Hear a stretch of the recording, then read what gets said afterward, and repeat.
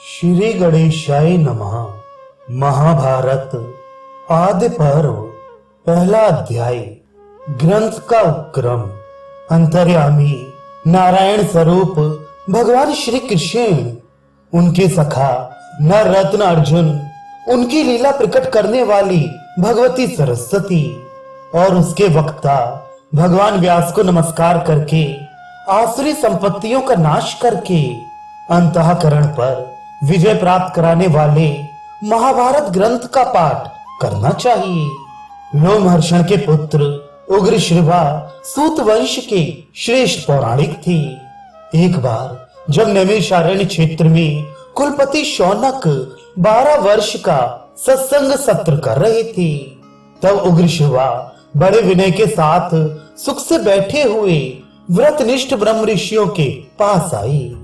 जब नैमिषारण्य वासी तपस्वी ऋषियों ने देखा कि उग्र श्रवा हमारे आश्रम में आ गए हैं, तब उनसे चित्र विचित्र कथा सुनने के लिए उन लोगों ने उन्हें घेर लिया। उग्र श्रवा ने हाथ जोड़कर सबको प्रणाम किया और सत्कार पाकर उनकी तपस्या के संबंध में कुशल प्रश्न किए। सब ऋषि मुनि अपने अपने आसन पर विराजमान हो गए और उनके आज्ञानुसार वे भी अपने आसन पर बैठ गए। जब वे सुखपूर्वक बैठकर विश्राम कर चुके, तब किसी ऋषि ने कथा का प्रसंग प्रस्तुत करने के लिए उनसे यह प्रश्न किया, सूत नंदन, आप कहां से आ रहे हैं? आपने अब तक का समय कहां व्यतीत किया है? उग्र श्रवा ने कहा, मैं परीक्षित नंदन राज ऋषि जन्मेजय के सर्प सत्र में गया हुआ था।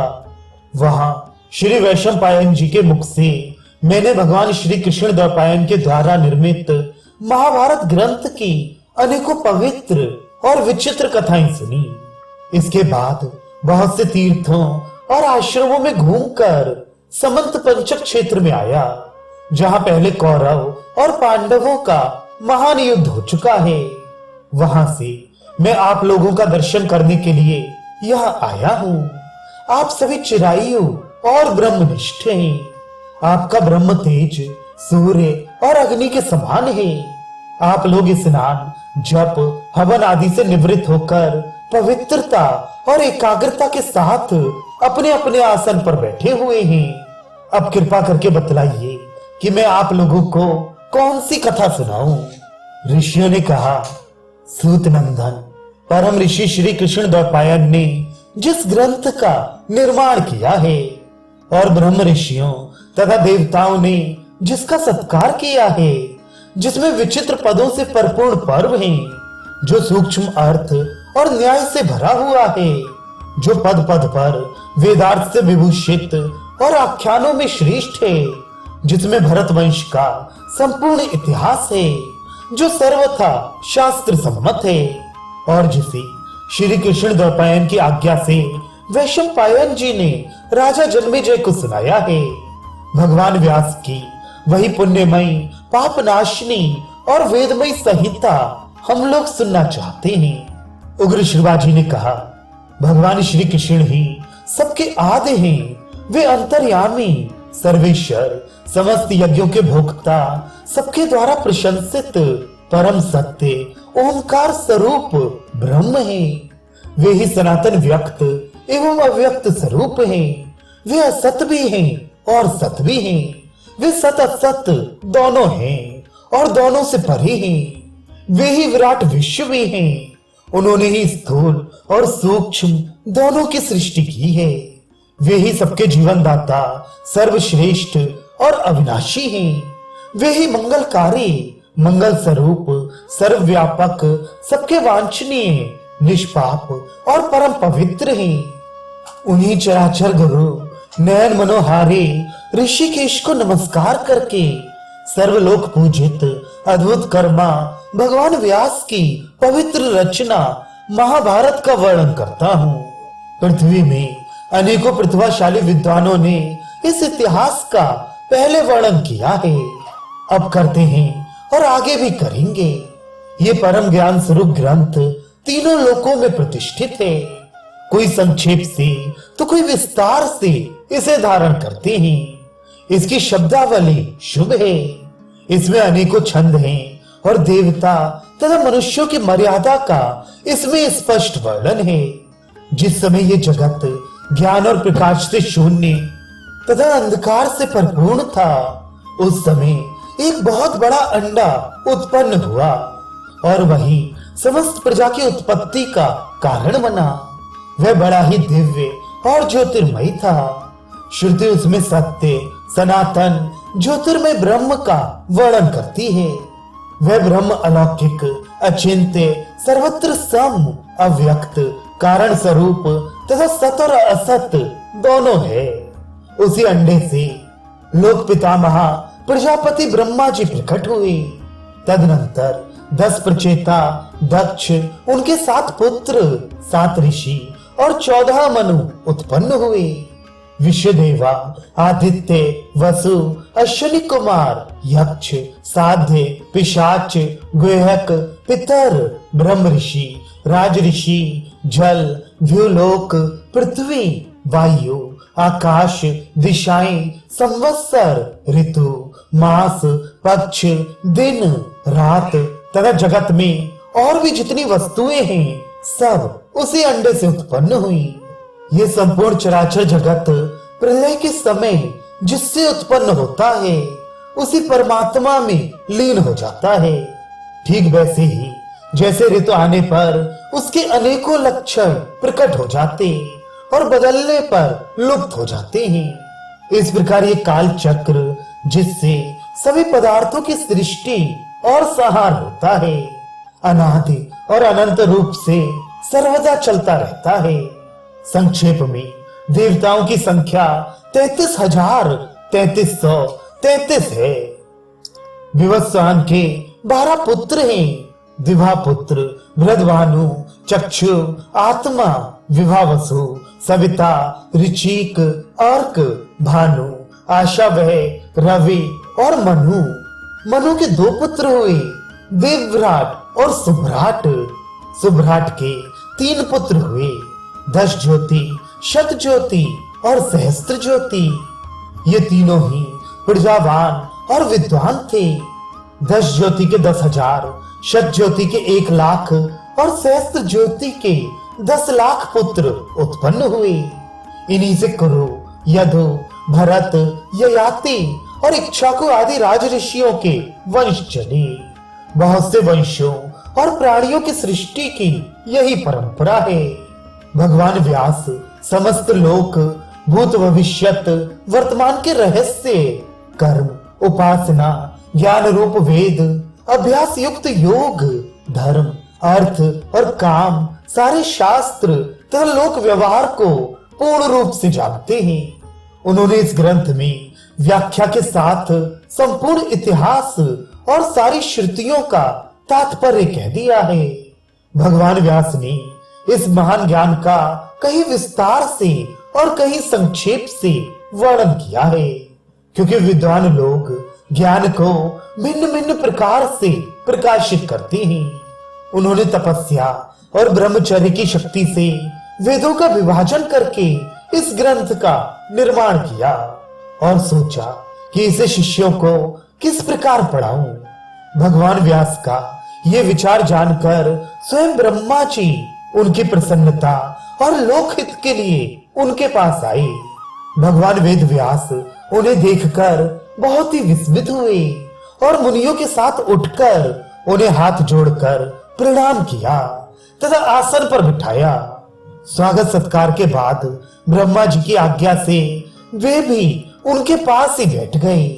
तब व्यास जी ने बड़ी प्रसन्नता से मुस्कुराते हुए कहा, भगवान, मैंने एक श्रेष्ठ काव्य की रचना की है। इसमें वैदिक और लौकिक सभी विषय हैं। इसमें वेदांग सहित उपनिषद, वेदों का क्रिया विस्तार, इतिहास, पुराण, भूत भविष्यत और वर्तमान के वृतांत, बुढ़ापा, मृत्यु, भय, व्याधि आदि के भाव अभाव का निर्णय, आश्रम और वर्णों का धर्म, पुराणों का सार, तपस्या, ब्रह्मचर्य, पृथ्वी, चंद्र, सूर्य, ग्रह, नक्षत्र, तारा और युगों का वर्णन, उनका परिमाण, ऋग्वेद, यजुर्वेद, सामवेद, अथर्वण, अध्यात्म, न्याय, शिक्षा, चिकित्सा, दान, पाशुपत धर्म, देवता और मनुष्यों की उत्पत्ति, पवित्र तीर्थ, पवित्र देश, नदी, पर्वत, वन, समुद्र, पूर्व कल्प, दिव्य नगर, युद्ध कौशल, विविध भाषा, विविध जाति, लोक व्यवहार और सब में व्याप्त परमात्मा का भी वर्णन किया है। परंतु पृथ्वी में इसको लिख लेने वाला कोई नहीं मिलता। यही चिंता का विषय है। ब्रह्मा जी ने कहा, महर्षि, आप तत्व ज्ञान संपन्न हैं, इसलिए मैं तपस्वी और श्रेष्ठ मुनियों से भी आपको श्रेष्ठ समझता हूँ। आप जन्म से ही अपनी वाणी के द्वारा सत्य और वेदार्थ का कथन करते हैं, इसलिए आपका अपने ग्रंथ को काव्य कहना सत्य होगा। उसकी प्रसिद्धि काव्य के नाम से ही होगी। आपके काव्य से श्रेष्ठ काव्य का निर्माण जगत में कोई नहीं कर सकेगा। आप अपना ग्रंथ लिखने के लिए गणेश जी का स्मरण कीजिए। यह कहकर ब्रह्मा जी तो अपने लोक को चले गए और व्यास जी ने गणेश जी का स्मरण किया। स्मरण करते ही भक्त वांछा कल्पतरु गणेश जी उपस्थित हुए। व्यास जी ने पूजा करके उन्हें बिठाया और प्रार्थना की, भगवान, मैंने मन ही मन महाभारत की रचना की है। मैं बोलता हूँ, आप उसे लिखते जाइए। गणेश जी ने कहा, यदि मेरी कलम एक क्षण के लिए भी ना रुके तो मैं लिखने का काम कर सकता हूँ। व्यास जी ने कहा, ठीक है, किंतु आप बिना समझे ना लिखिएगा। गणेश जी ने तथास्तु कहकर लिखना स्वीकार कर लिया। भगवान व्यास ने कौतूहलवश कुछ ऐसे श्लोक बना दिए जो इस ग्रंथ की गांठ हैं। इनके संबंध में उन्होंने प्रतिज्ञा पूर्वक कहा है कि 8800 श्लोकों का अर्थ मैं जानता हूँ, शुकदेव जानते हैं, संजय जानते हैं या नहीं, इसका कुछ निश्चय नहीं है। वे श्लोक अब भी इस ग्रंथ में हैं। बिना विचार किए उनका अर्थ नहीं खुल सकता। और तो क्या, सर्वज्ञ गणेश जी जब एक क्षण तक उन श्लोकों के अर्थ का विचार करते थे, उतने ही में महर्षि व्यास दूसरे बहुत से श्लोकों की रचना कर डालते थे। ये महाभारत ज्ञान रूप अंजन की सलाई से अज्ञान के अंधकार में भटकते हुए लोगों की आंखें खोलने वाला है। इस भारत रूपी सूर्य ने धर्म, अर्थ, काम और मोक्ष चारों पुरुषार्थों का संक्षेप और विस्तार से वर्णन करके लोगों का अज्ञान अंधकार नष्ट कर दिया है। इस भारत पुराण रूपी पूर्ण चंद्र ने श्रुत्यर्थ रूप चंद्रिका को छिटकाकर मनुष्यों की बुद्धि रूप कुमुदों को विकसित कर दिया है। इस इतिहास रूप दीपक ने संसार के तहखाने को उजाले से भर दिया है। भगवान श्री कृष्ण द्वैपायन ने इस ग्रंथ में कुरुवंश का विस्तार, गांधारी की धर्मशीलता, विदुर की प्रज्ञा, कुंती के धैर्य, दुर्योधन आदि की दुष्टता और पांडवों की सत्यता का वर्णन किया है। इसकी प्रत्येक कथा से भगवान श्री कृष्ण की अनिर्वचनीय महिमा प्रकट होती है। ये महाभारत रूप कल्प वृक्ष समस्त कवियों के लिए आश्रय स्थान है। इसी के आधार पर सब अपने अपने काव्य का निर्माण करेंगे। जो श्रद्धा पूर्वक महाभारत का अध्ययन करता है उसके सारे पाप नष्ट हो जाते हैं, क्योंकि इसमें देव ऋषि, ब्रह्म ऋषि, देवता आदि के परम पवित्र कर्मों का वर्णन है। इसमें सनातन पुरुष भगवान श्री कृष्ण का स्थान स्थान पर कीर्तन है।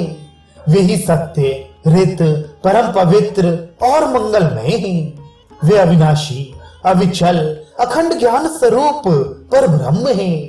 बुद्धिमान लोग उन्हीं की लीलाओं का गायन करते हैं। वे सत और असत दोनों हैं। जगत की सारी चेष्टा उन्हीं की शक्ति से होती है। जो कुछ पांच भौतिक, आध्यात्मिक अथवा प्रकृति का मूलभूत निर्विशेष ब्रह्म स्वरूप है, वह सब उन्हीं का स्वरूप है। सन्यासी ध्यान के द्वारा उन्हीं का चिंतन करके मुक्त होते हैं और दर्पण में प्रतिबिंब के समान संपूर्ण प्रपंच को उन्हीं में स्थित दिखते हैं। ये ग्रंथ उनके चरित्र से पूर्ण है, इसलिए इसका पाठ करने वाला पापों से छूट जाता है।